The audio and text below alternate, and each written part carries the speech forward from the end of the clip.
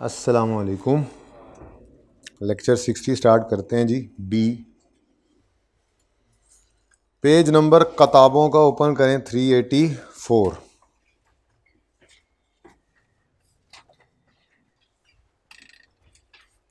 कितने नंबर का सवाल है? 18।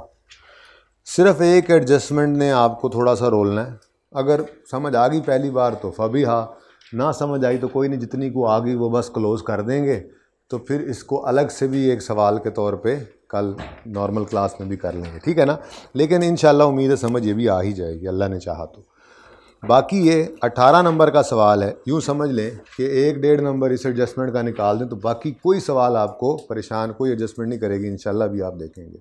और आप गौर करके देखें, आपने जो सवाल अभी तक किए हैं, मैं यहाँ से ही ले लेता हूँ। चलो, रिक्वायरमेंट हर सवाल की जो जो किए हैं मैं सिर्फ वही देखना चाह रहा हूँ। पास पेपर 2 हमने किया, प्रिपेयर नोट। फिर पास पेपर 4 किया चलो छोड़ो 5 किया। होमवर्क में डिटरमिन करो डेफर टैक्स, ये पुरानी बात थी। जैसे जैसे आगे आता जा रहा है नोट, और उसके बाद अब देखो रोज़ में तो उसने डेफर टैक्स एसेट लायबिलिटी मांग लिया था। ऑरेंज के अंदर prepare note on taxation, compute defer tax liability asset as on. Number 11 prepare note अभी नहीं किया, कंप्यूटेशन डेफर टैक्स लायबिलिटी और एसेट, ठीक है, वैसे कर लिया हुआ है यहाँ पे। Dua limited prepare note compute defer tax asset liability as on. आज ये भी करना है, ये मुकम्मल नहीं करना, इसमें हमने फ़िलहाल इस एडजस्टमेंट को पेंडिंग रखना है। चलो ये भी लिख लो, अभी इसको पढ़ेंगे ही नहीं, पढ़ने की भी ज़रूरत नहीं है क्योंकि अभी टॉपिक्स रहते हैं ये वाले। तो ये सवाल बाद में डिस्कस करेंगे ना, तो इसकी एडजस्टमेंट्स को डिस्कस कर लेंगे। करंट डेफर टैक्स वगैरह जो जो इम्पैक्ट्स हैं वो निकाल के रख लेंगे। फिर जब हम रेलेवेंट टॉपिक्स पढ़ लेंगे तो उस वक्त फिर हम इस सवाल को यहीं पे ही पूरा कर लेंगे, ठीक है ना। ये एडजस्टमेंट 7 में IFRS 9 पड़ा हुआ है, फाइनेंशियल इंस्ट्रूमेंट्स, यहाँ पे थोड़ा IAS 37 का टच पड़ा हुआ है। तो ये 2 एडजस्टमेंट्स हम इसमें डिस्कस अभी नहीं कर सकते, ठीक है ना। तो इसलिए मैं इस सवाल को यहाँ पर current tax defer tax open करके करवा दूंगा सारा। उसके बाद फिर जब कभी ये सवाल, ये एडजस्टमेंट्स हो जाएंगी तो हमारा सवाल तैयार पड़ा होगा, हम आके इसको कंप्लीट भी कर लेंगे, ठीक हो गया। तो बहरहाल रिक्वायरमेंट, सॉरी मैं requirement prepare note defer tax asset liability as on, ये सवाल अभी करना है। Prepare note compute defer tax liability slash asset as on, ठीक है। तो यही रिक्वायरमेंट ही आ रही है आपकी। Prepare note compute defer tax liability asset, आगे भी चलेगा prepare note compute defer tax liability asset, ताकि कोई बच्चा शॉर्टकट का सोचे भी ना। अच्छा चलें, तो क्वेश्चन नंबर 14 स्टार्ट करते हैं जी। आया है और इस दफ़ा क्वेश्चन में उसने ये कह दिया था कि डिस्कस करो। सारा कुछ वही, सिर्फ ये बता दो कि डिस्कशन करके कि डेफर टैक्स में क्या मामलात होते हैं। तो वो ये तैयारी तो इसीलिए साथ साथ करवाई जाती है, हमेशा से कराई जाती है। कैरिंग अमाउंट इतनी है, टैक्स बेस इतनी है, डिफरेंस टैक्सेबल है, डिडक्टेबल है, ये सारी बातें बस उसको सिर्फ जो आपने वर्किंग करके करना होता था वो बस आपने वो डिस्कस कर देना था जी। ये अब मुझे एग्जैक्ट याद नहीं, यही 12 से 18 के दरमियान, ठीक है, ओके। वही रेंज इसकी यही है ना, अब नहीं एग्जैक्टली याद। ओके भाई चलें, बस करें, टाइम नहीं है। जो सादा काम है वो तो कर लेना, फिर स्पाइसी काम भी कर लेंगे। सादा काम मतलब रिक्वायरमेंट ए क्या है? Prepare note for the year 31 December 20 and a reconciliation, वो तो हम साथ बनाते ही हैं, ठीक है जी। उसके बाद compute defer tax liability as on 31 दिसंबर, ये 20 भी कह दिया और 19 भी, बदतमीज़। तो यहाँ पे आके हमने रिक्वायरमेंट ए लिखनी है, अंग्रेजियाँ लिखकर आपने चलो बता दो। लक्स है, Lux limited, notes to the, वो पिछले वाला है, ये मबरूम है, ML वो 13 है ना, वो 13 है ना वो जी। फॉर द ईयर एंडेड, ये सिर्फ 20 का नोट बनाना है। पूरे सवाल में इंशाल्लाह कोई मसला नहीं आना, आखिर में आ ही जाना है। बरकत के लिए कुछ तो हो सवाल में। ऐसे कैसे 18 नंबर का सवाल 18/18 आता हो? नहीं, ऐसा होता भी नहीं है ना, ऐसा करने की कभी ज़रूरत ज़िंदगी में हमने सीए करते करते कभी ऐसा नहीं देखा कि कोई सवाल पूरा ही हो जाए। बस कोई नहीं, एक आधी चीज़ बरकत के लिए होती है, कोई नहीं, उससे मसला नहीं है, वो आम टाइम के लिए होती है। जैसे अब मैं बैठ के समझूंगा और आपको समझाऊंगा, या आप समझेंगे किसी और को समझाएंगे, पर्चे में करने के लिए थोड़ी होती है जी। उसमें तो लग गई तो रोज़ी, ना लग गई तो रोज़ी जी। नोट नंबर 7 टैक्सेशन यहाँ बनाएंगे। चलो अब आ ही गए हैं तो पूरी प्लानिंग कर लेते हैं। 7.1 tax expense, current tax expense और डेफर्ड टैक्स एक्सपेंस। सवाल चूंकि पहले पढ़ के आप नोट बनाते हैं, इसलिए आपने लाइन छोड़नी है, प्रायर ईयर की एडजस्टमेंट आ रही है। और अगर सवाल पढ़ के नहीं बनाने की आदत, वैसे ऐसा होना नहीं चाहिए, बड़ी नुकसान की बात है, तो फिर वैसे ही बस आगे ना बनाएं, आगे ना बनाएं, 2-1 लाइनें छोड़ के ही आप फिर आगे रेकन्सिलिएशन लिखा करें, ठीक है? ओके, वही आपको याद है ना, प्रायर ईयर की एडजस्टमेंट आती होती थी, वो पिछ अंडर ओवर प्रोविजन, तो यहाँ पे सिर्फ एक लाइन ऐड होती थी प्रायर ईयर, तो वो है इस सवाल में, वैसे बता दूँ। नेक्स्ट, रिकॉन, कौन सी? लिएशन, जिसमें हम, यार आज तो चीज़ें भी ज़्यादा हैं, ऊपर आपने नाम भी लिखवा दिया। चलो, प्रॉफिट बिफोर टैक्स, फिर जी टैक्स रेट, और फिर टैक्स। अब नीचे 3-4 आइटम्स आने हैं। अब आप लोगों ने बड़ी ज़्यादती की है, बड़ी ज़्यादती की है, मुझसे ऊपर नाम लिखवाया ना, आपको नहीं लिखवाना चाहिए था। तो चलो, सारा नहीं मिटा रहा मैं, लेकिन थोड़ी सी तो गुंजाइश बना रखे ना अभी। ना सारा क्यों मिटाओ, अब इतनी मेहनत कौन करेगा दोबारा। हाँ, ये कह सकते हैं कि हम सिर्फ नोट ही लिख लें।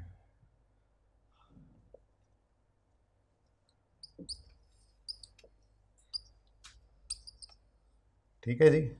रेकन्सिलिएशन में हम प्रॉफिट बिफोर टैक्स, ये रिक्वायरमेंट एड्रेस हो जाए ना, तो उसके बाद मैक्सिमम मार्क्स आ जाते हैं। फिर टैक्स रेट और टैक्स, जो कि मैच नहीं करेगा तो फिर रेकन्सिलिएशन के लिए आइटम्स आएंगे, ठीक है? उसके बाद अब आपको ये तो पता लग गया कि आपने करंट टैक्स और डेफर्ड टैक्स दोनों निकालने हैं।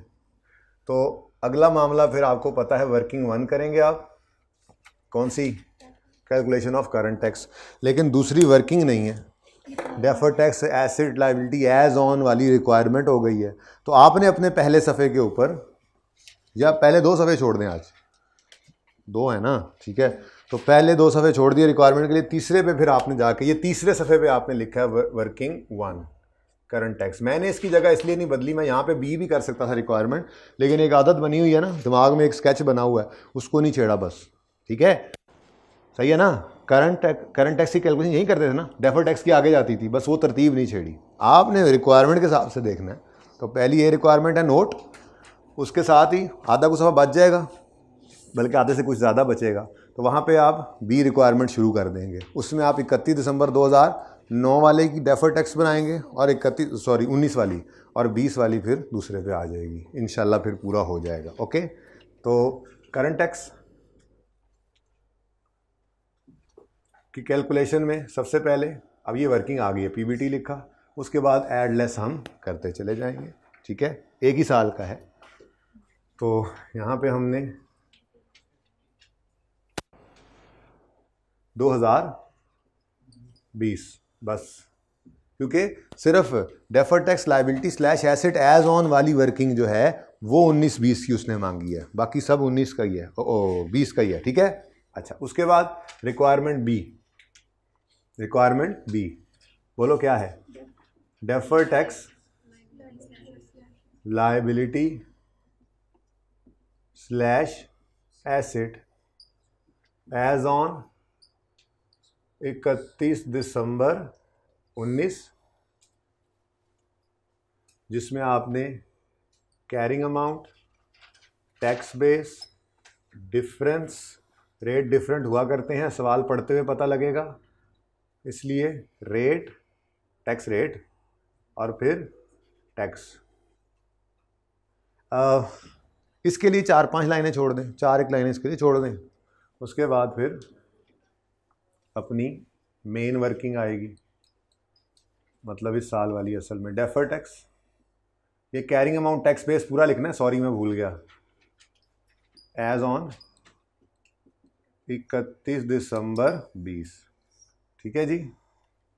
और कैरिंग अमाउंट पूरा, टैक्स बेस पूरा, डिफरेंस पूरा, ये पूरा लिखना है, ठीक है ना, रिक्वायरमेंट है। कैरिंग अमाउंट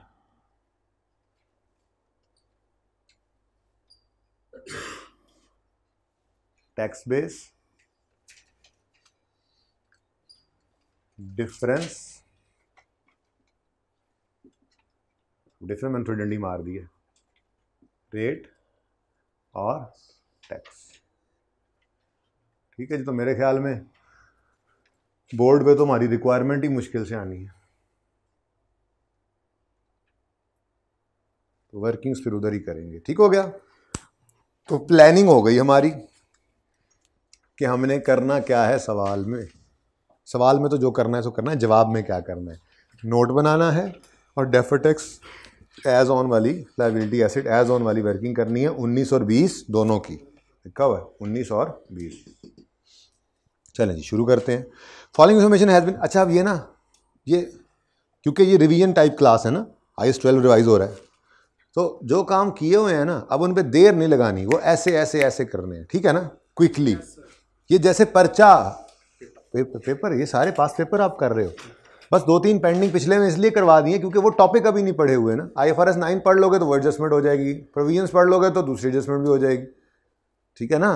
तो ये टॉपिक्स तो दूसरे मिक्स तो होते ही है ना, वो जैसे जैसे पढ़ते जाएंगे आते जाएंगे। अभी तो हमारा प्रोविजन फॉर डी कमीशनिंग एक जगह पे हमने छोड़ा था, शायद रोज़ वाले सवाल में, IAS 37 में वो पूरा होगा, तो वो भी इंशाल्लाह हो जाएगा।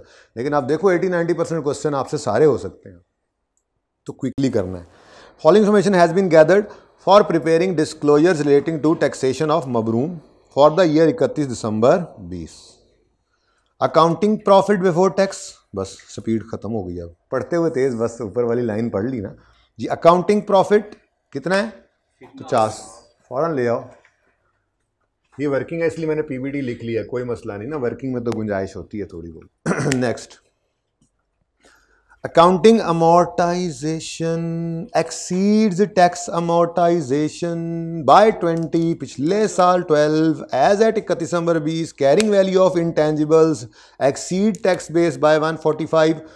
मुझे तेजी होगी, बेशक होगी, आप पहले करें, मुझे नहीं पता। आपने ओपन करनी है 2 वर्किंग्स, वर्किंग 1 इंटेंजिबल, अच्छा 2 हो गई, सॉरी, इंटेंजिबल्स IFRS के मुताबिक, लेकिन बनाने बुक वैल्यू पे, ठीक है ना, और 2 साल के बना लें जल्दी से। और दूसरी वर्किंग होगी इंटेंजिबल्स टैक्स वालों के हिसाब से, शाबाश जल्दी करें।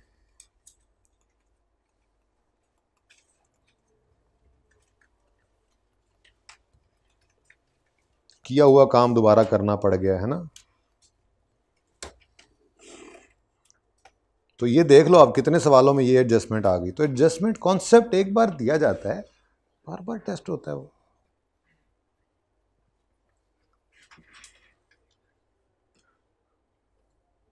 लेजर बना के बेशक एक बार रुक जाना।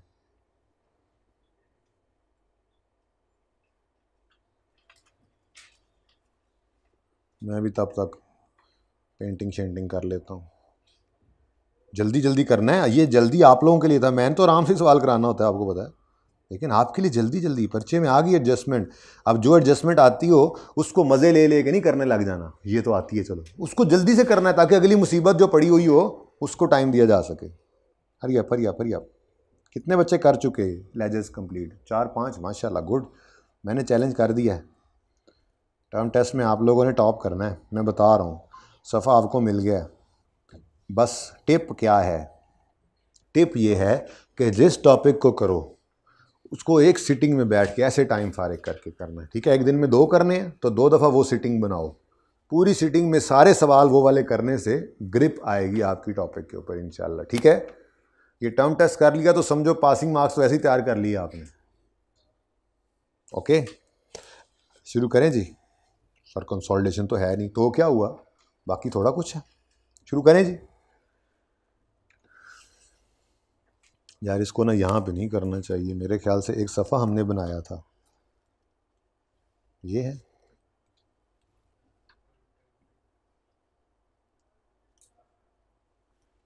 इसको ऊपर ले आते हैं, बल्कि इधर ही पड़ा रहे।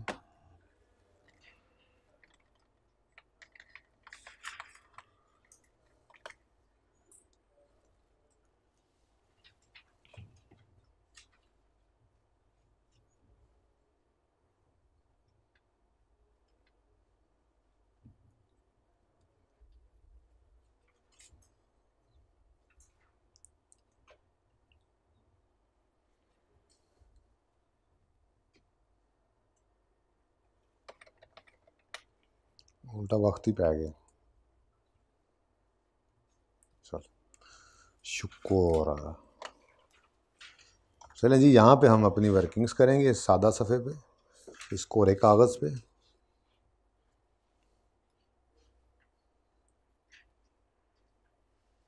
और ये जो अब मुझसे हो गई हैं यहाँ पे सरजद, इनको मैं कट कर लेता हूँ। ओके, इजाज़त है।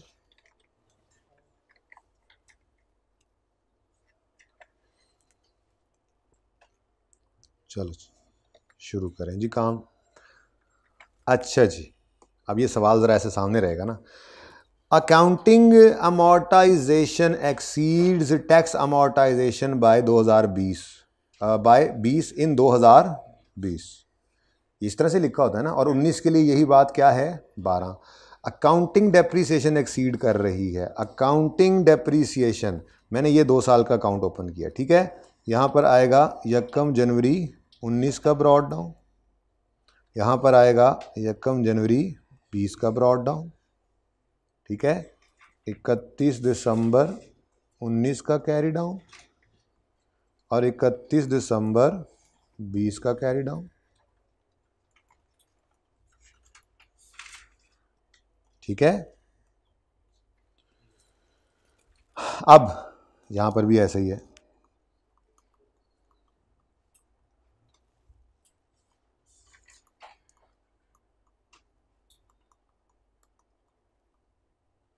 ठीक है।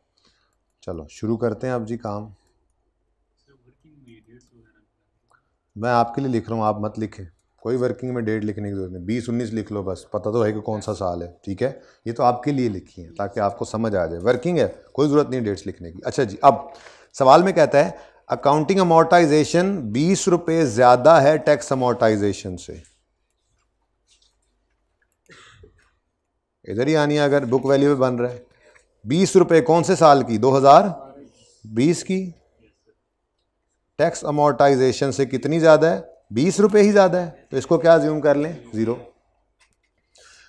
19 में ये 12 रुपये ज़्यादा थी, तो अकाउंटिंग अमोर्टाइजेशन 12 रुपये ज़्यादा है टैक्स। तो जहाँ तक मुमकिन होगा हम अजम्पशंस नहीं लेंगे। ये सब तब फंसते हैं इसमें आके, अजम्पशन लेनी पड़ती है जब कभी बुक वैल्यू नेगेटिव होने की तरफ चल पड़े, ठीक है। ओके नेक्स्ट, आगे कहता है as at 31 December 20 carrying value of intangible exceed their tax base by. ओ आज तो इसने उलट काम कर दिया। 31 दिसंबर 20 पे कह रहा है कि कैरिंग अमाउंट 145 रुपये ज़्यादा है टैक्स बेस से। जी एक मिनट, कैरिंग अमाउंट मैं बता रहा हूँ, carrying amount of intangible exceeds tax base by 145, लेकिन किस दिन, 31 दिसंबर 20 पे।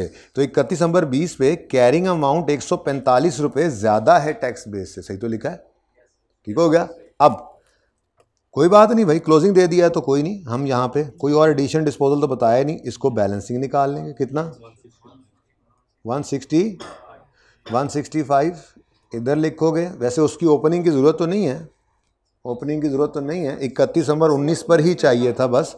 तो मेरा नहीं ख्याल कि ऊपर वाले की ज़रूरत है, मैं तो कहता हूँ रहने ही दो। इधर देखो, मैं जान के मिटा रहा हूँ अब, ठीक है। ज़रूरत होती तो ज़रूर बना लेते, लेकिन आपको जी क्लोजिंग की ज़रूरत होगी तो वो ओपनिंग है ना, ये क्लोजिंग ही तो ओपनिंग बना है। बल्कि आप तो जा ही इधर से रहे थे, यानी कि इतना लेजर काफ़ी है। ठीक है। हाँ, लेकिन हमने कॉन्सेप्ट पूरा रिवाइज कर लिया। ये भी बैलेंसिंग निकालो भाई, ये भी बैलेंसिंग निकालो, 0। चलो, बाकी को सोचने की भी ज़रूरत नहीं है, मैं ये कह रहा हूँ, ठीक है ना। लेकिन हमने रिवाइज दोनों सालों के अंदर कॉन्सेप्ट को कर लिया, डन हो गया। तो पर्चे में वक्त बचाना है, पर्चे में सिर्फ मतलब की वर्किंग करनी है। अब करंट टैक्स और डेफर्ड टैक्स में इसको फड़का दें, फिर आगे चलें, ठीक है। अकाउंटिंग वालों की अमोर्टाइजेशन एड बैक करेंगे और टैक्स वालों की तो वक्त बचाएंगे, कुछ भी लेस नहीं करेंगे। क्या ख्याल है ही नहीं ना, ठीक है। और कैरिंग अमाउंट अकाउंटिंग वालों की 145, टैक्स वालों की 0, ठीक है। ये पहले अपना साल तो कर लेना, फिर एडिशनल भी कर लेंगे।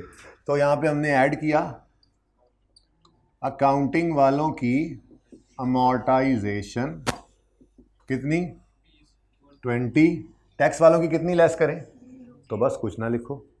फिर इधर आए, इन टानगिबल्स 145 गिवन था सवाल में, टैक्स बेस 0, बस निकालते रहेंगे, रेट डिफरेंस वगैरह देखते रहेंगे बाद में, ठीक हो गया। लेकिन साथ ही आपको पता है उसने 19 के लिए भी रिक्वायर किया हुआ है। अब देखो बच्चों, मैंने यही कहा पिछले साल के लिए कोई ज़रूरत नहीं है दोबारा बनाने की, आपका ओपनिंग 1 जनवरी 20 वाला, ये 31 दिसंबर 19 का ही क्लोजिंग है। 18 का बनाना था तो फिर आप वो लेजर कंप्लीट करते कि जी 18 का भी डेफर टैक्स मुझे चाहिए, नहीं चाहिए, ओके। तो यहाँ पे आए और यहाँ पे आके इन टांगिबल्स लिख लिया, और ये इसके लिए आप वर्किंग नंबर 2 रेफर ज़रूर कर दें। 145 या यहाँ पे भी कर दें, ठीक है, देख लें जाके 145, वैसे तो ये 145 ने बताया था, ठीक है ना, लेकिन 165 हमने बैलेंसिंग निकाला है, ठीक है ना। तो बहरहाल 165 और टैक्स बेस 0 है वहाँ पे भी, ओपनिंग, ठीक है। लो जी, काफ़ी सारे नंबर आ गए। तो मुश्किल एडजस्टमेंट भी होती हैं, आसान भी होती हैं। चलें आगे। ये खाली जगह आपने पूरी नहीं करनी, बल्कि आपने तो सिर्फ बनाना ही एक साल का लेजर था, ओके। नेक्स्ट, चलें जी जल्दी से करें एडजस्टमेंट। ये असल में रिवीजन क्लास चल रही है, जल्दी करें, इसका सारा कुछ कर डालें। मैंने आपके साथ पहले ओपन किया है सब कुछ, करंट टैक्स, डेफर टैक्स, बस जल्दी करो। इधर ही रखें। ये तो इंजॉयमेंट वाली क्लास होती है, उसमें कोई प्रेशर नहीं है, जब तक ना समझ आए बैठे। चाय पीनी है? अच्छा, साकिब को बुलाए, भूख लगी है, 2-4 चपेड़े खा लो।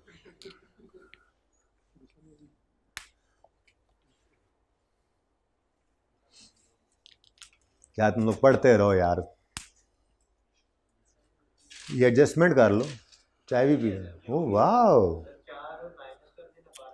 वाह वाह, ये वो एडजस्टमेंट है जो आपको कहा था 3 इकट्ठी कर लेना। जैसे डिफरेंट रेट वाले 3 सवाल बताए थे, वैसे यही एडवर्टीजमेंट, एसेट, रीस्ट्रक्चरिंग कॉस्ट वाला एसेट, और एक और भी था, पता नहीं, डेवलपमेंट एक्सपेंस, रिसर्च एक्सपेंस वाला, उसको रिसर्च एसेट कुछ तरह का उसने बनाया हुआ था। ये सेम वही है।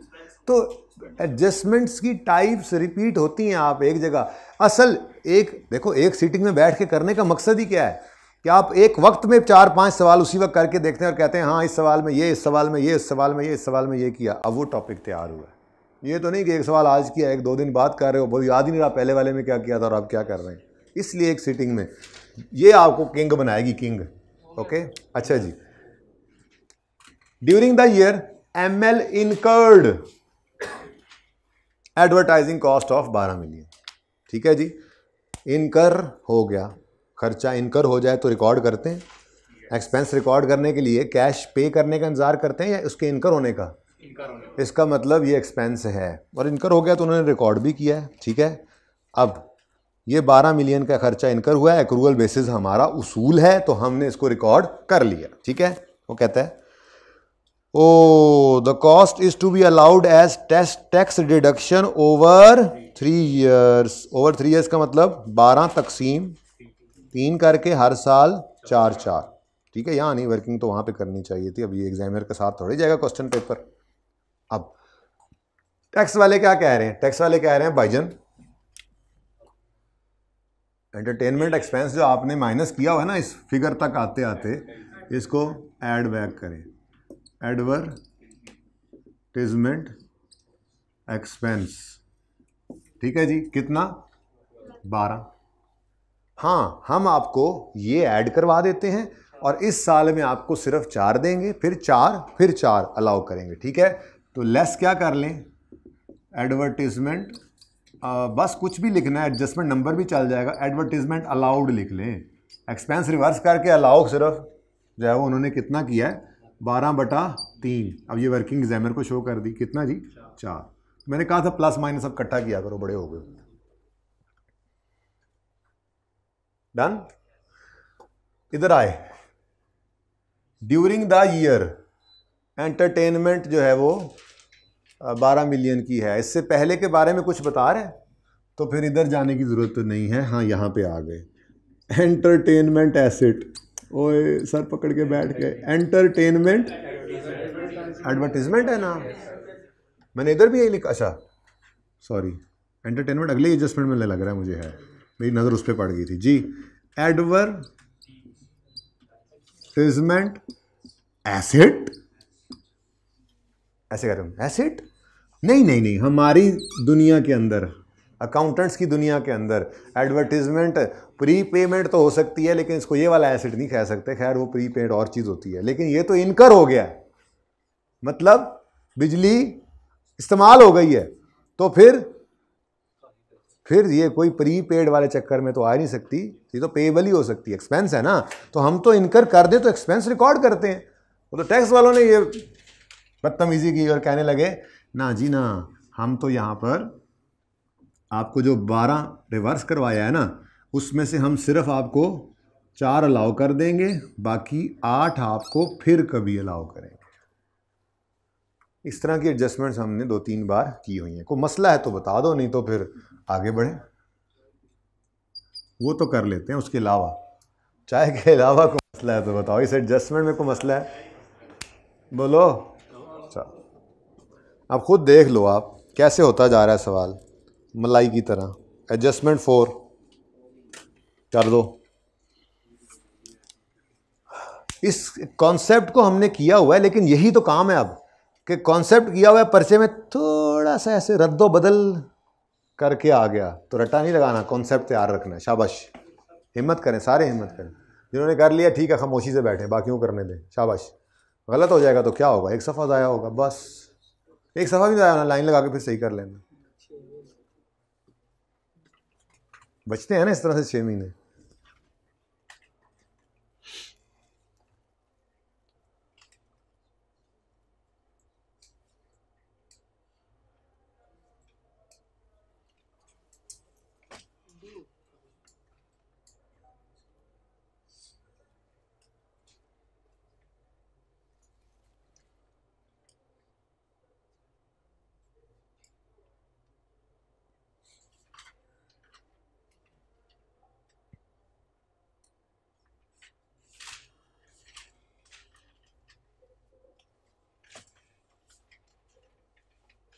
पॉज करें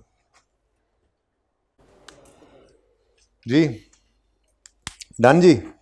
ड्यूरिंग द ईयर, ऐसी चीज़ें जब आ जाए ना, ऐसी चीज़ें इनको छुपा देना चाहिए जो पहले कभी ना देखी हुई हों, ठीक है।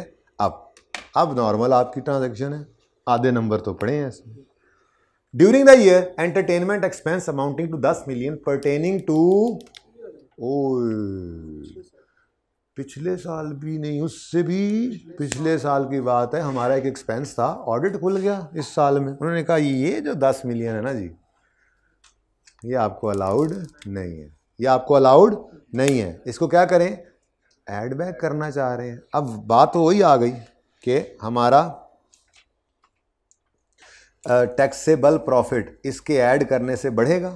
बोलो, टैक्सेबल प्रॉफिट बढ़ेगा तो टैक्स भी बढ़ेगा, ठीक है ना। मतलब मैं मिसाल के तौर पे कहता हूँ कि मिसाल के तौर पे क्या, सवाल के तौर पे, साल तो यही है। खैर चलें डायरेक्ट ही करें। 10 रुपये से हमने प्रॉफिट को बढ़ा लेना है, बढ़ाना है नहीं बढ़ाना। जब आपको एक एक्सपेंस 2018 का आ जाके डिसअलाउ हुआ है, तो इसकी वजह से आपका टैक्सेबल प्रॉफिट बढ़ेगा। बोलो, इसकी वजह से टैक्स बढ़ेगा, तो टैक्स बढ़ेगा तो टैक्स बढ़ने की entry tax expense debit, tax payable credit, लेकिन 10 रुपये का एक्सपेंस डिसअलाउ होने से गड़बड़ कितनी होनी है, 35% और देना पड़ेगा, ठीक है ना। अब अगली बात अगर आपको याद है तो फिर क्या ही बात है, वो अगली बात क्या थी, ये हाँ इसके साथ हम लिख लेते थे ना प्रायर, और हम कहते थे ये भी वो उसकी तरह आईडीसी की तरह बारों बार, इसने ना करंट टैक्स में आना है, ना डेफर टैक्स में आना है, ना लेजर लूजर में आना है, बल्कि बारों बार पीरियड आई, ठीक है जी। तो यहाँ पे हमने लिखा था करंट टैक्स,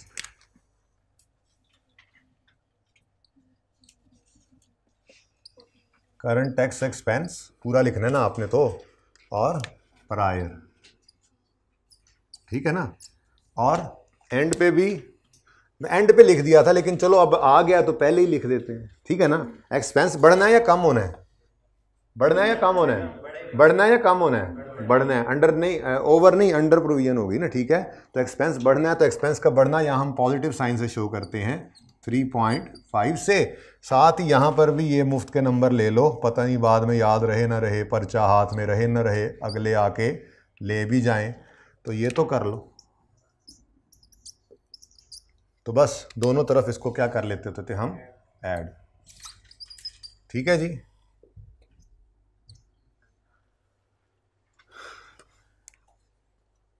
कोई मसला, यहां तक कोई मसला तो पॉज करें ज़रा। अच्छा जी, क्लियर है, कोई क्वेश्चन। यानी प्रायर टैक्स का इम्पैक्ट जो है वो अंडर ओवर प्रोविजन का, वो ना करंट टैक्स को हिट करता है, ना डेफर टैक्स एज ऑन वाली वर्किंग को, ना डेफर टैक्स का लेजर जो भी बनाया नहीं उसको, ठीक है। याद आया कुछ, अच्छा चलो। लेकिन अब एक मसला है, वो मसला ये है कि वो कह रहा है एंटरटेनमेंट एक्सपेंस जो है जैसा पुराने वाला उन्होंने पकड़ा है वैसा इस साल भी है। अब भाई देखो, उन्होंने कोई नहीं बताया कि हम केस कर रहे हैं, ये है वो है, इसका मतलब बस ठीक है ये डिसअलाउड है, ये भी क्या है, डिसअलाउड है, ओके। तो 7 वाला इस साल में खर्चा हुआ है सेम, तो अगर उन्होंने वो डिसअलाउ कर दिया है तो अभी इसका टैक्स तो देने जाना है ना हमने, ये वर्किंग तो अभी हम कर रहे हैं, तो फिर हमें लग गई समझ के यार अब इसको भी खामखा ऐसे ना ही समझें, इसको अब ऐड बैक कर लेना चाहिए। और ये क्या है, परमानेंट डिफरेंस है, ये क्या है, परमानेंट। तो 50 तक आते आते हमने 7 रुपये क्या किए हुए थे, लेस किए हुए थे ना, क्या कर देंगे, ऐड। अब इसका नाम क्या है, एंटरटेनमेंट एक्सपेंस जी, कितना, 7। और साथ ही आप लिख लो परमानेंट डिफरेंस, लिख लो इसके साथ स्टार लगा लो, निशानी लगा लो, कोई ऐसी निशानी लगा लिया करो कि याद रहे कि इसने इधर आना है। या ऐसे भी कर सकते हैं हम, पता लग गया है ना, तो यहाँ पे लिख लो एंटरटेनमेंट। ऐसे अब पर्चे के लिए तो ऐसे ही किया करेंगे ना, पता है आपको कि इसने परमानेंट डिफरेंस में आना है, तो एंटरटेनमेंट यहाँ पे लिख के रख लो ताकि ये मिस ना हो जाए आपसे। अभी कर भी सकते हैं, कुछ करना है लेकिन वो एंड पे चलें कर लीजिएगा, ठीक है। चले जी, कोई मसला। अब लो जी, एडजस्टमेंट 5 तो इतनी आसान है, इतनी आसान है, इतनी आसान है कि आपको क्या बताऊं।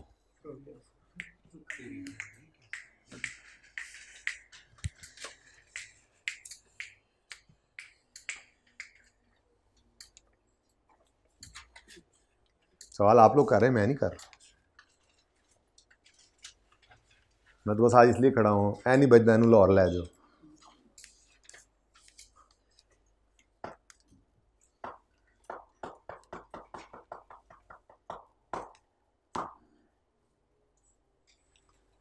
ओहो, इस एडजस्टमेंट में से आपने इधर डेफर टैक्स में कुछ नहीं लाया, एंटरटेनमेंट परमानेंट डिफरेंस भी आ सकता है अगर पेएबल हो, खुद ना कहे रिसीवेबल पेएबल तो फिर गड़बड़ नहीं करनी, बस करंट टैक्स की ही ट्रीटमेंट है। मैंने कहा जरा छेड़ता तो रहूं। अच्छा जी, provision for warranty on 31 December 20 is 23 million and on 31 December 18 is 31 December 19 is 18 million. Working number 4 जी, प्रोविजन फॉर वारंटी। अगली बात वैसे आपको पता ही है लेकिन चलो लेजर तो बनाओ। प्रोविजन फॉर वारंटी, वारंटी है ना, काम हमारा ही है, इधर कुछ नहीं है, इधर खाली खाली है। टैक्स वाले इसको मानते ही नहीं, आपको पता है, वैसे उन्होंने आगे बताया भी हुआ है। खैर 31 दिसंबर 2020 पर एज ऑन एक्सपेंस नहीं होता, वो कह रहा है provision for warranty as on as at 31 दिसंबर 20, तो ये क्लोजिंग है कितना 23।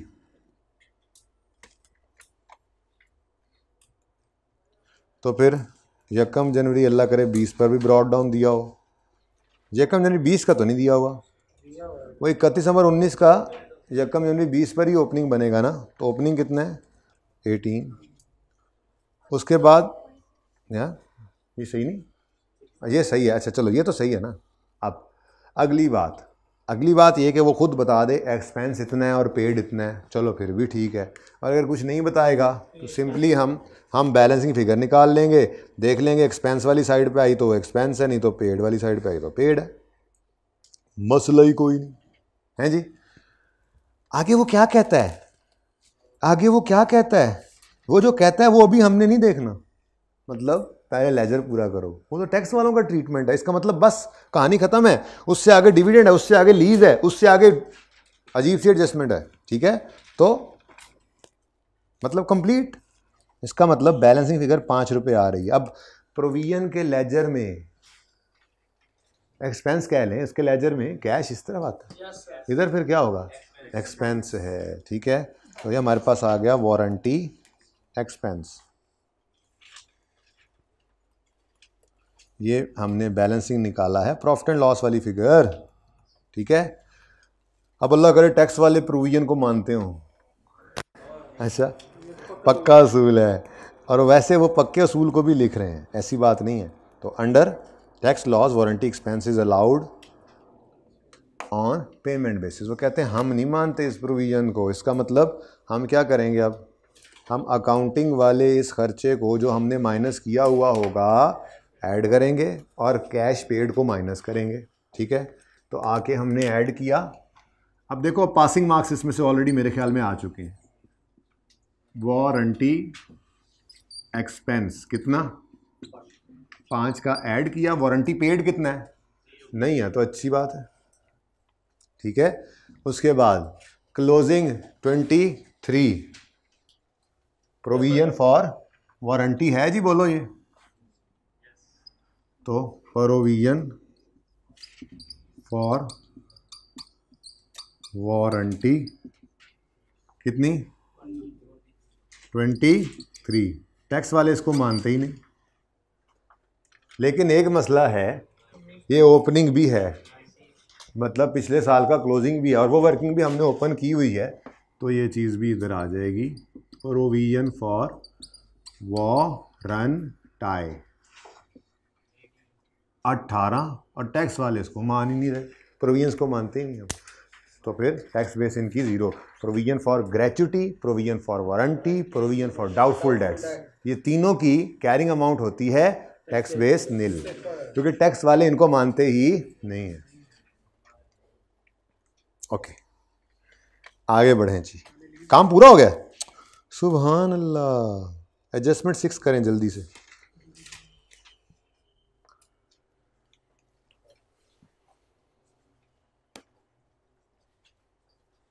जल्दी जल्दी सवाल करेंगे तो फिर टेस्ट का एक सवाल भी है वो डिस्कस करेंगे। तंग करने वाली आखिरी है, वो थोड़े से तंग होंगे, ज़्यादा नहीं होंगे, समझ आ गई ठीक है, ना आई तो आज उसको छोड़ देंगे, फिर कल उसके लिए दोबारा से छोटे छोटे सवाल कर लेंगे ताकि ये भी समझ में आ जाए और वो भी। जैसे छोटा सवाल करके नहीं देखा था हमने टैक्स वाला इम्पैक्ट, कुछ पेड कुछ रिसीव हो गई है इनकम कुछ, वो वाला ऐसे छोटा सा सवाल कर लेंगे ताकि 2-3 जगह आ जाए, ताकि आइंदा ये आए तो फिर काबू कर लें। During the year ML recorded 6 million dividend income, इन्होंने रिकॉर्ड कर ली है, कमाई होगी तो की होगी, out of which 2 million was not received till 31 दिसंबर 20। और यार अगली बात को छोड़ो, स्टेप 1 की बात करो, एक्रूवल आ गया है, रिसीवेबल पेबल आ गया है, तो लेडजर बनाएंगे। लेडजर का नाम क्या होगा? Dividend income. इनको में क्या लिखना, IFRS वाले भी बनाते हैं, बहरहाल छोड़े। अब वो कहता है ड्यूरिंग द ईयर इन्होंने इनकम रिकॉर्ड की है 6 मिलियन की। अब ये इनकम का लेजर है एक्सपेंस का, तो फिर मुझे नहीं याद इनकम किस तरफ आती है, पर मुझे ये याद है कि कैश में निकाल सकता हूँ। तो कैश इनकम केस में आता है कैश डेबिट इनकम, तो फटाफट यहाँ पे आके लिखा कि कैश तो इस तरफ आएगा, तो फिर इनकम की फिगर डेबिट साइड पर आ गई। अब ये उसने कहा है 6 है, और अगली बात क्या करता है, और 2 अभी भी क्या है, रिसीवेबल। इधर आएगा closing receivable. Sorry I am sorry, भूल गया। आप शुक्र है बैठे थे। तो क्लोजिंग रिसीवेबल कितना आ गया? 2। कैश कितना? बैलेंसिंग 4। ठीक है। अब ये ना कहना ओपनिंग भी कहीं नहीं है, तो भाई खुद से क्यों ऐसे बेलने में बाजू देना, कोई जरूरत नहीं। ठीक है। अब थोड़ा सा रिवीजन करें ज़रा एक्रूवल्स की। अगर तो टैक्स वाले भी एक्रूवल पे हुए तो हमारी उनकी दोस्ती है। करंट टैक्स में कुछ नहीं, डेफर्ड टैक्स में कैरिंग अमाउंट टैक्स बेस बराबर। लेकिन अगर खुदा ना खास्ता टैक्स वाले कैश बेसिस पे हुए तो सवाल हैवी वाला है। हैवी वाला क्यों है? हैवी वाला इसलिए है कि इसमें कुछ रिसीव्ड है, कुछ रिसीवेबल। इसलिए भी हैवी नहीं है। हैवी इसलिए असल में है कि डिफरेंट रेट है, वो मैंने अभी छुपाया हुआ है। खैर ज़रा रिवीजन सादा वाली कर लें। अगर टैक्स वाले कैश बेसिस पे हुए तो हम इनकम को उल्टा देंगे, कैश को रिकॉर्ड करेंगे, कैरिंग अमाउंट होगी, टैक्स बेस नहीं होगी। ठीक है। अब देखते हैं टैक्स वाले क्या फरमाते हैं। Under tax loss dividend is taxable on receipt basis. आगे नहीं अभी छोड़ो। टैक्सेबल ऑन रिसीट बेसिस, इसका मतलब हम क्या कहेंगे? हम कहेंगे जी सॉरी जी आपको ऐड करना पड़ेगा, सॉरी लेस इनकम है इनकम। कोई नहीं, आप पर्चे में ऐसा हो जाए तो आप पहले ऐड वाला लिख देना, ठीक है ना। बहरहाल मैं ज़रा तरतीब नहीं छेड़ रहा। आप रिवर्स करें इनकम को, यानी यहाँ तक आते आते ऐड हुई है, लेस कर दें। क्या नाम है इसका? डिविडेंड इनको में कितना? 6 लेस हो गया। और ऐड करें डिविडेंड रिसीव्ड, और ठहर जा जैसे किया था। सवाल नहीं याद? तो अपना कॉन्सेप्ट नहीं ना छेड़ना। ये तो वैसे कभी कभी गड़बड़ होती है, तो सारे कॉन्सेप्ट छेड़ दें गड़बड़ एक आदि की वजह से। कभी भी नहीं ऐसा करना जी। चार्ज। अब यहां तक कोई मसला? अब यहां तक कोई मसला नहीं था तो अगली बात भी कर लेते हैं। इसका मतलब डिविडेंड रिसीवेबल हमारे हिसाब से है 2 रुपये। टैक्स वाले कहते हैं कोई चक्कर ही नहीं, लेकिन चूंकि सवाल खामोश है इसलिए ओपनिंग में अज्यूम ना करो। पर वो क्या कह रहा है कि dividend income is taxable on receipt basis, मतलब वो कैश की दुनिया में रहते हैं, उनके यहाँ ये एग्जिस्ट ही नहीं करता। यहां तक कोई मसला? अच्छा, अब ओपन करते हैं। ये स्टेप बाय स्टेप ओपन करेंगे ना एडजस्टमेंट्स को, कभी मसला नहीं करेंगी आपको। ठीक है। यहां तक नॉर्मल एडजस्टमेंट थी, अभी भी नॉर्मल ही है आपके लिए। तो ओ ये तो सेपरेट वाला है। Under tax loss dividend is taxable on receipt basis at 15%। चलो जो रिसीवेबल है उस पे तो 15% लग जाएगा, टेंशन कोई नहीं है। मसला रिसीव्ड का भी है ना इस साल रिसीव्ड भी कुछ है। तो रिसीव्ड है तो उसको अगर इधर ऐड किया रहने दिया तो इस पे पूरा पता नहीं जितना भी है परसेंट लग जाएगा, जबकि हमने तो इसको इधर एंड पे लाके कहना है टैक्स ऑन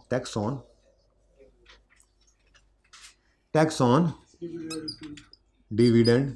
बस रिसीव पता है हमें। डिविडेंड रिसीव कितना हुआ? 4। रेट कितना है? 0.6। इसके बाद जब ऊपर वाला टैक्स निकल आएगा तो टोटल टैक्स लायबिलिटी हमारी यहां से निकल आएगी। ठीक है। अब आपका लेवल ही कुछ और है। आपका लेवल तो ये बन चुका है कि आप यहां पर 15 वाला और डेफर टैक्स में 10 वाला यूज करते रहे हैं। आपका तो ये लेवल बना हुआ है। आज तो चलो सेम है।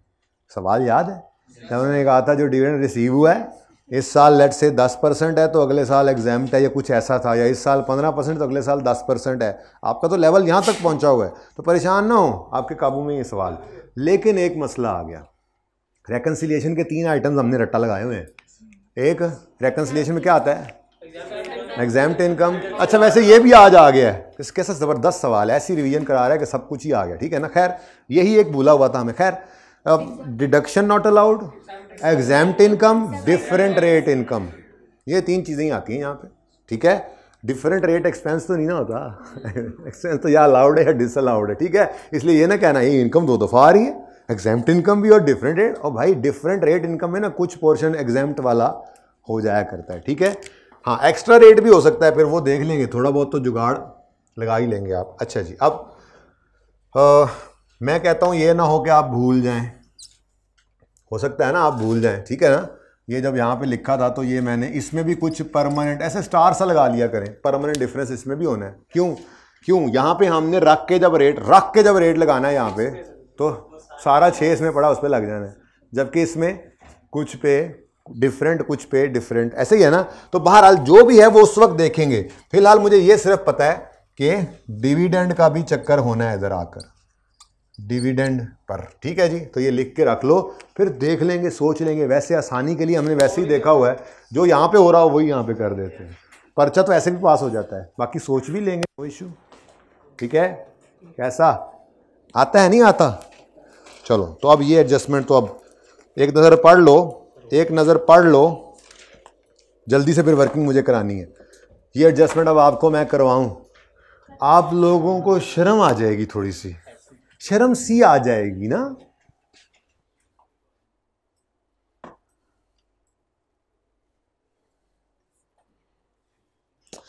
बल्कि मैं तो ये सोच रहा हूँ आखिरी, इतना मजे का सवाल हुआ है, आखिरी एडजस्टमेंट सिर्फ मैं लिख दूंगा, मैं कहूँगा बस चुप करके लिख लो और उसको कल पे रखते हैं। ओए हाय हाय, आपको यूं लगेगा कि जैसे हम हवाओं में उड़ रहे हैं। IAS 12 का सवाल ये भी कोई सवाल होता है, ऐसे करके आप जाएंगे। तो मेरे दिल में एकदम से ख्याल आया इस एडजस्टमेंट को करेंगे ज़रूर, जाहिर है सवाल जो पूरा करना है, टिच टैली करना है ना एक बार, तो जो करना है मैं कहूँगा बस बस समझ लो ये है। कल इंशाल्लाह यानी मंडे को अब जब मिलेंगे तो वैसे आपको थोड़ा बहुत हिंट दे के भेजूंगा कि सोचते भी रहना, तो मंडे को इंशाल्लाह कर लेंगे, ठीक है ना, क्योंकि बहुत मलाई की तरह से सवाल हुआ है। तो ये बीच में जो बाल आना है ना, इसने सारा मज़ा ख़राब कर देना, इसलिए आज मज़ा नहीं ख़राब करना मैंने। On 1 April 20, manufacturing plant was acquired on lease for a period of 4 years at an annual rental of 40 million payable in arrear, interest is implicit at 10% per annum, under जो भी है वो हमें पता है, लेकिन वो लिख भी देता है। अब क्वाइकली आपने मुझे वर्किंग्स करवानी है, क्वाइकली। सबसे पहले वर्किंग नंबर 6 में लीज पेमेंट्स, ये ना ही लिखा करो, present value of lease payment ही निकाल लो डायरेक्ट, पीवी ऑफ एलपी जी। अब मुझे बताओ, सिर्फ सादा सवाल है, जब ये मिक्स करता है ना तो बहुत ज़्यादा परेशानियां नहीं आती इसमें, बहुत मैक्सिमम क्या है आईडीसी आ जाए, उसका ट्रीटमेंट भी हमने किया हो, ठीक है। सारी एडजस्टमेंट्स आपने पहले किए मुझे पता है, लेकिन इस पर अगर टाइम ना लगाओ तो 2 मिनट में करो। चलो वर्किंग तो कर लो, वर्किंग करके सोच तो लो, बल्कि सब कुछ ही कर दो। चलो करंट टैक्स, डेफर्ड टैक्स सब हो गया है, ना करो, ऐसे ना करो, धोखे ना दो उस्ताद को, फ्रॉड ना लगाओ। कर रहे 1-2 बच्चे कर रहे हैं अभी, हिम्मत करें, शाबाश। हाँ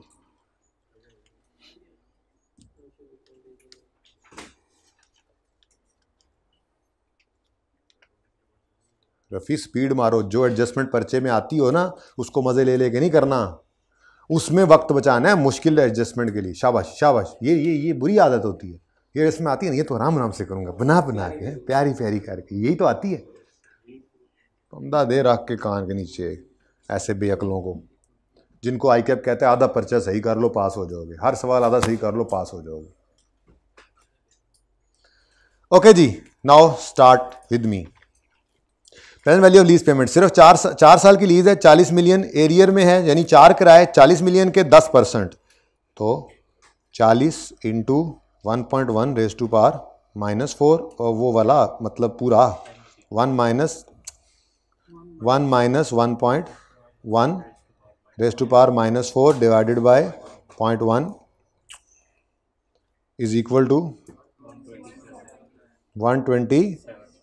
127 बाई कह रहे हैं। कर दिया जी, कर दिया। किताब के सोल्यूशन में देख लो 127 ही है ना, हाँ बस ठीक है, फिर बेहतरीन हो गया। अब नेक्स्ट है क्या जी, डेट डिस्क्रिप्शन नहीं, अच्छा एसिड नहीं, एसिड नहीं, अच्छा अच्छा अच्छा, sorry sorry, instalment, principal, interest, balance, balance यही आ जाएगा 127। कमेंसमेंट डेट आ जाएगी 1/4/20।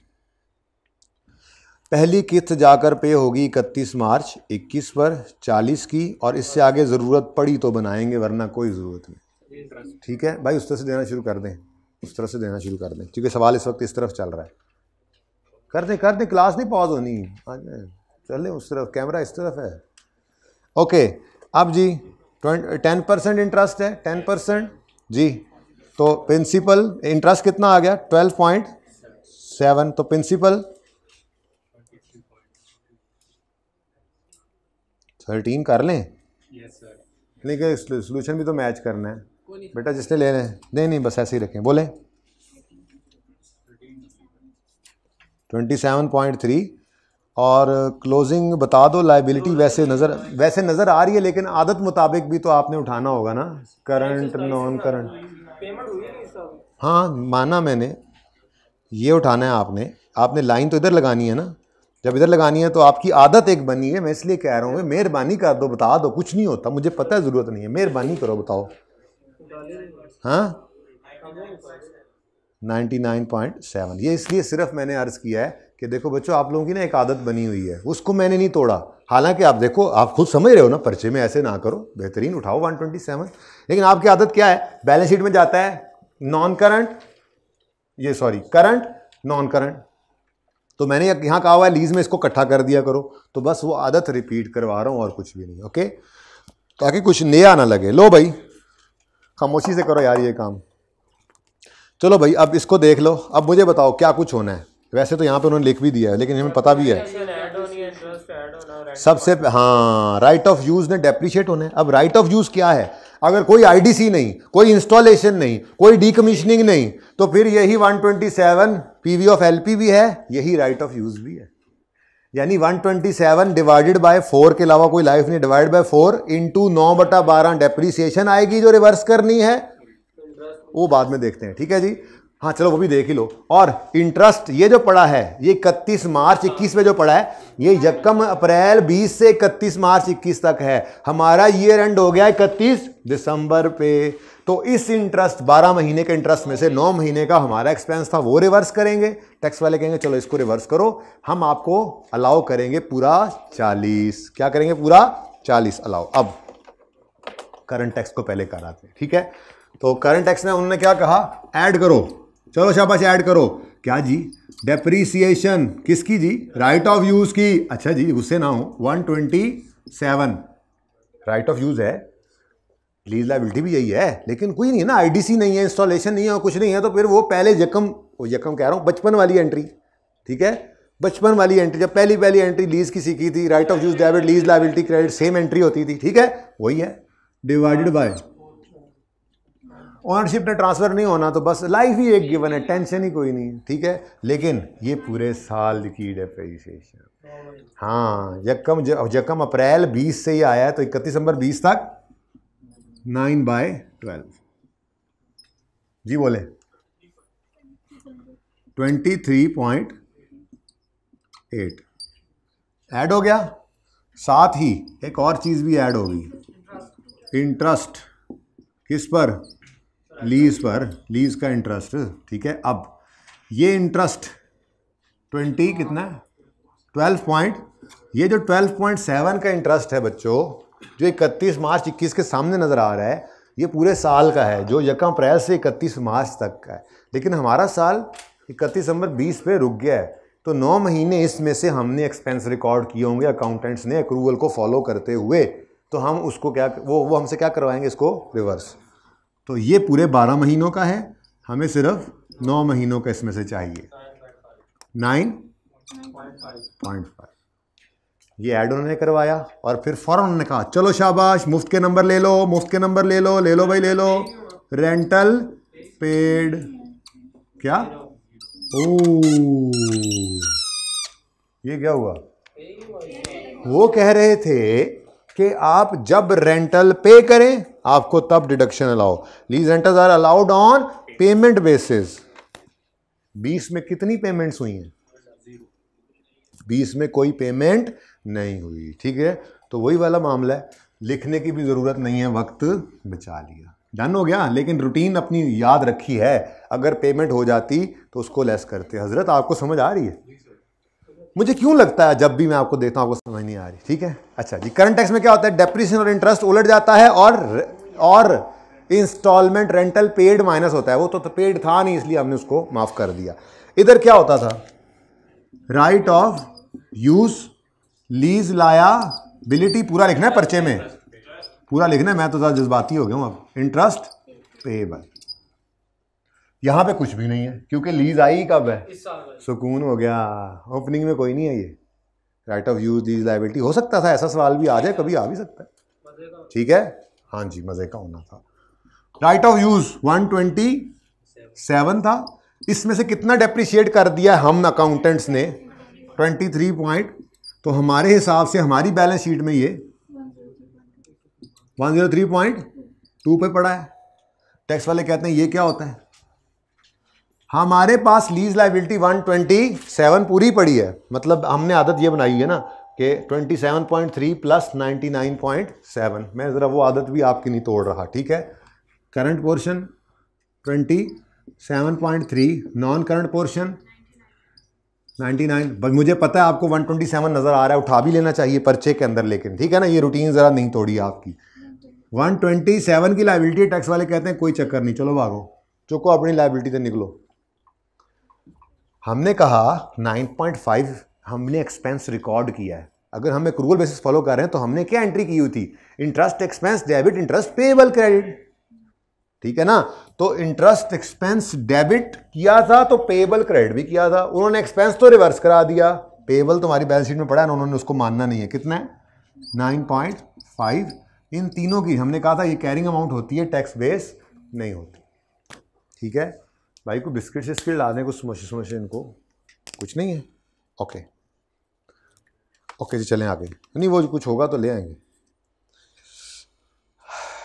ले भाई, सवाल है ख़त्म। ठीक है ना, मेरी चाहत है, इतना अच्छा सवाल गया है तो ये सिर्फ जैसे कहूँ वैसे कर लो हैं, वैसे जाते सवाल पूरा कर ले एक बार, फिर मैं थोड़ी सी लॉजिक बताऊंगा भी सही, ताकि संडे का इतना बड़ा दिन है। मुझे पता है आपको वो सफ़ा मिला हुआ है जिस पे आपने कोई कम से कम 2 को टॉपिक्स, कितने दिन बाद है टर्म टेस्ट? थोड़े से दिन रह गए। ठीक है, तो अब थोड़े से दिनों में आपने अच्छी तैयारी करनी है, रोज़ एक टॉपिक। तो मुझे पता है वो पर्चा भी आपको मिला हुआ है, लेकिन स्टिल आप सोचेंगे तो सही घर जाके ये हुआ क्या था, तो उसके लिए थोड़ा सा हिंट तो दे के भेजूंगा। फिर मंडे को इंशाल्लाह एक और सवाल करवा के तो इन दोनों सवालों को देख लेंगे इंशाल्लाह, फिर फ़ायदा हो जाएगा। जैसे आपको इस एडजस्टमेंट में कोई मसला नहीं हुआ, 6 में से 2 आ गए क्योंकि हमने ये छोटे सवाल में कर ली हुई है। ओके, अच्छा जी, तो applicable tax rate other than dividend was 35% for 20 and prior years. 20 and prior years यानी 19-20 में तो ये 30% है, हाउ 35% है। However, this rate has been reduced by 5% for 21 and future years, though Finance Act enacted on, clearly उसने बताया है कि 31 दिसंबर 20 से पहले कंफर्म हो गया, नया लॉ पास हो गया कि 21 से रेट कितना होगा? 35 नहीं 30। अब मेरा पहला सवाल, यहां पर जो आपकी टैक्सेबल इनकम आएगी, टैक्सेबल प्रॉफिट, यहां पर जो आता है टैक्सेबल प्रॉफिट, कुछ और बचा नहीं है वैसे तो आ ही जाना है, लेकिन फिर भी जो टैक्सेबल प्रॉफिट आएगा आपका, उस टैक्सेबल प्रॉफिट पर क्या रेट लगाओगे? 30 वाले होश कर, होश जाग जा महमूद। 19 और 20 में ये 35 है। 31 दिसंबर 20 से पहले एक लॉ पास हुआ है, मैं पढ़ाता हूं। Applicable rate is 35 for 20 and prior year. ये 20 और प्रायर ईयर के लिए 35 है, लेकिन इस साल के एंड पे एक लॉ पास हुआ है। बजट आ रहा है ना, बजट आ रहा है ना बजट, ये इस तरह से ईयर एंड से पहले को बजट आया, उन्होंने ये चेंज कर दी फाइनेंस बिल। ठीक है ना। हम किस साल में खड़े हैं महमूद? 20 के अंदर वो कह रहा है 35% है, इससे पहले 19, 18, 17 में क्या था? 35 था, लेकिन ये रेट रिड्यूस हो गया है 21 और उसके बाद हम कहां खड़े हैं? ये करंट टैक्स किस रेट पे देगा भाई तू? 35 पे। इस वक्त कौन सा रेट है? 35। पिछले साल कौन सा था? और ये करंट रेट, करंट टैक्स की बात हो रही है, ठीक है ना। हाँ, अब आए हम डेफर्ड टैक्स की कैलकुलेशन में। डेफर्ड टैक्स में फ्यूचर में टैक्स लगना होता है, एडजस्ट होना होता है, तो यहां पर हम कौन सा रेट लेंगे? अब देखो भाई 30 30 30, उसने कहा था एक्सेप्ट डिविडेंड, उसका रेट उसने वैसे ही दिया हुआ है 30 30 30। लो भाई, कमाल हो गया, कमाल हो गया, ये तो पहली बार देखा। पहले पिछले साल का, चलें कोई नहीं कोई नहीं, ये बहरहाल ये सादा बात है, ये समझ आती है। क्या है जी कि इस साल रेट, सादा बात, इस साल रेट 35 है, तो इस साल जो कमाया उस पे रेट कितने पे दोगे? 35% पे, और यही बनता है ना। अच्छा, अब डेफर्ड टैक्स, ये मुश्किल है भाई, ये बात मुश्किल है, ये मुश्किल नहीं। अभी कंफ्यूजिंग वाली बात तो मैंने करनी नहीं ना, वो तो मैंने करनी नहीं, जो कंफ्यूजिंग नहीं है वही तो कर रहा हूं, सादा बात कर रहा हूं। हम 20 में खड़े हैं, और बोलो हम 20 में खड़े हैं, ये तो पता है ना, 20 के साल में खड़े हैं, ये तो पता है ना सवाल में। शुक्र है जाग रहे हो ना, चाह पी के तो जागना चाहिए सी। ठहर जा, मैं तेरा ध्यान। हम 20 में खड़े हैं, बोलो इस साल कितना रेट है? 35। इससे पहले भी कितना था? इससे पहले भी 35 था, उससे पहले भी 35 था, उससे पहले भी 35 था। जब से हमें नहीं पता तब से क्या था? 35 ही था। वो कह रहे हैं कि 20 और प्रायर पिछले सालों का 35 था, लेकिन 31 दिसंबर 20 से थोड़ा सा पहले, कुछ दिन पहले एक नया लॉ पास हुआ है कि 20 का तो 35 ही है, 21 के साल से हम 5% टैक्स रेट क्या कर रहे हैं? कम कर रहे हैं। इंडस्ट्री को हमने जो है वो सपोर्ट करने के लिए टैक्स रेट हमने कम कर दिया है। खुशियां मनाओ, मौजें करो, वोट हमें देना बस। अब अगले साल का रेट बदला, इस साल का नहीं, तो करंट टैक्स किस पे बुक हुआ? 35 पे। ये तो वैसे ही अपना स्पेशल रेट लिए फिर रहा है ना, ठीक है। और इसका फ्यूचर में भी स्पेशल रेट है, क्योंकि उन्होंने ये कहा है applicable rate other than dividend. इस साल 35 है, पिछले सालों में भी, और this rate is reduced by 5% for 21 and future. तो फ्यूचर सारे सालों के लिए क्या है जी? ये 30 हो गया। तो ये समझ आ गई। बीच में ये तो वैसे ही राजा इंदर बना हुआ है ना बीच में, अलग से ही अपनी 1.5 फुट की मस्जिद। ठीक हो गया, यहां तक कोई मसला है? चले, अब मुझे पता है कि जब इस साल में खड़े होकर अगले साल का रेट, खैर उसको छोड़ें, फिलहाल सवाल को पूरा कर लेते हैं। क्या ख्याल है? ठीक है, कर लें पूरा सवाल। हाँ, carrying amount of asset is greater than tax base, तो ये क्या है? Taxable temporary difference. अब ये सेम रेट है ना, मैं कोई नहीं इसको इधर लगा रहा। अब लाइबिलिटी है तो 18 का डिडक्टेबल, इनको नेट करो तो 147 का टैक्सेबल टेम्परेरी, और इनके ऊपर कट्ठे के ऊपर ही रेट कितना है ये मैं लिख देता हूं। हाँ, मैं लिख देता हूं ताकि याद रहे कि हाँ 35 था, पिछले साल का है ना। ठीक है जी, कितना? 51.45 टैक्सेबल का बेटा लाइबिलिटी। हाँ भाई लेजर वालों, लेजर बड़ी नेमत होती जे। यहां बना लेते हैं अलग थलग करके इसको, बदतमीज से को।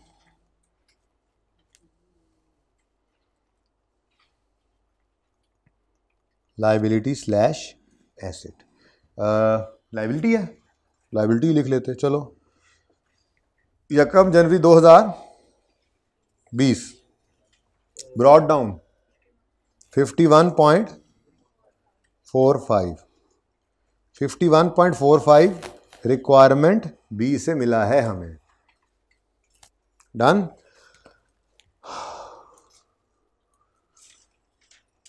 हाँ, शापर की आवाज़ से आंखें खुल रही हैं, सोए हुए जाग रहे हैं। I know, you know, I know. Sorry, मेरे लो जवाब है। ठहर जा, मुझे इधर 1 मिनट ब्रेक लगाने दो फिर। अच्छा जी, अब 31 दिसंबर 20 पर 31 दिसंबर, ओ ये तो भी रहता है, ठीक है, फटाफट कर लें। छोटा सा सवाल है तो कर लो फिर, ये ना ऊपर लेट हो जाए। हाँ, तो फिर वो डाटा अलग से देता, वैसे इस तरह करेगा नहीं। और वैसे भी हम एक अगले साल को देखेंगे, उससे अगले के लिए फिर अगले साल में देख लेंगे, ठीक है ना। पता नहीं कौन सी चीज़ कब एडजस्ट कितनी होनी है। इसी मुसीबत से तो तंग आके अकाउंटेंट ने कहा था यार इनू करंट नॉन करंट भी छो, अगर एसेट है तो नॉन करंट, लायबिलिटी है तो नॉन करंट। हालांकि ऐसा है तो नहीं, ये डेफर टैक्स में से कुछ इस साल एडजस्ट हुआ होगा, कुछ अगले साल, कुछ उससे अगले साल, हो जाता है ना आखिर, लेकिन पता कोई नहीं है कितना करंट है, मुसीबत में पड़ जाए। तो इसलिए ISL ने कहा डेफर टैक्स एसेट हो चाहे लायबिलिटी हो, नॉन करंट में क्लासीफाई करो। ऐसे ही फिलहाल एक अगले साल का रेट देख लो, फिर अगले साल में फिर देख लेना, ठीक है। जितने एडजस्ट हो गए वो हो गए, जो रह गए उनके लिए फिर अगले साल का रेट फिर कर लेना, नो इशू, ठीक है। ऐसे सवाल ना किया करो, बच्चे परेशान होते हैं। आ जाओ भाई, कैरिंग अमाउंट एसेट की ज़्यादा है टैक्स बेस से, तो 145 का TTD, एसेट की 8 का DTD, प्रोविजन फॉर, ये क्योंकि उसने रिक्वायर किया हुआ है, हर एक का डिफरेंस बताओ, ठीक है जी। अच्छा, यहाँ ये कर सकते हैं कि यहाँ पे एक स्टार लगाएं और नीचे लिख दें, वैसे एहतियातन लिख दें, वरना वो DTL वगैरह तो वो खुद भी लिख रहा है अपने सोल्यूशन में। खैर, आप एक स्टार लगा के नीचे लिख लें, डिडक्टेबल टेम्परेरी डिफरेंस ब्रैकेट में DTD, taxable temporary difference bracket में TTD, बस उसके बाद फिर यूज़ कर लें, कोई मसला नहीं जी। Provision for warranty, provision liability, deductible temporary difference, receivable asset, taxable temporary, rule 1 rule 3, rule 1 rule 3 यही लगते हैं, कभी कभी ऐसा भी हो जाता है, ये रूल 2 है, ठीक है। अच्छा जी, राइट ऑफ यूज एसेट है, एसेट कैरिंग अमाउंट ज्यादा है टैक्स बेस से तो taxable temporary difference, deductible temporary difference, deductible liability है ना, डिडक्टेबल टेम्परेरी डिफरेंस। अब मजबूरी है कि हर एक को अलग बताना है, उसने अलग से मांग जो लिया है हमसे, ठीक है जी। वैसे डिफरेंस कहा था उसने, काम तो चल जाएगा, लेकिन चलो अब 44 एग्जैक्ट रेकंसिलिएशन फिर आपने मैच करनी थी, 43 पॉइंट, DTL तो लिखने दो, 2 point DTA, DTA 0.3, DTL 30.9, DTL 38.1, DTA 2.9, DTA, और रेट भी डिफरेंट था। वैसे रिक्वायरमेंट है इसलिए अलग अलग सब पे लगाया है, ये भी रिक्वायरमेंट थी, यहाँ पे भी अलग अलग लगाना चाहिए था, या कि यहाँ पे रेट वैसे ही सेम था, ठीक है। तो चलो इसमें अकेला करके कुछ करना चाहें तो कर लें, वैसे इतना टाइम को नहीं लगता, इसको अलग ही करें प्रेजेंट, क्योंकि रिक्वायरमेंट है। नेट करें इनको, रिक्वायरमेंट में ऐसे ही हुआ है ना, चेक कर लिया करो साथ साथ, कभी उस्ताद से गलती भी हो जाती है जी। फिर आपको बड़ा उस्ताद लग गए हैं, क्लास पढ़ा के टुर गए हैं, तो बाद से पता लगा जी। और बोल दो सर प्लीज़, महमूद भाई प्लीज़। क्या 24 है? कर लें तसल्ली से, नो इशू। पता है मुझे बिस्किट शिस्किट आ गए, कोई कैलकुलेशन तो करें।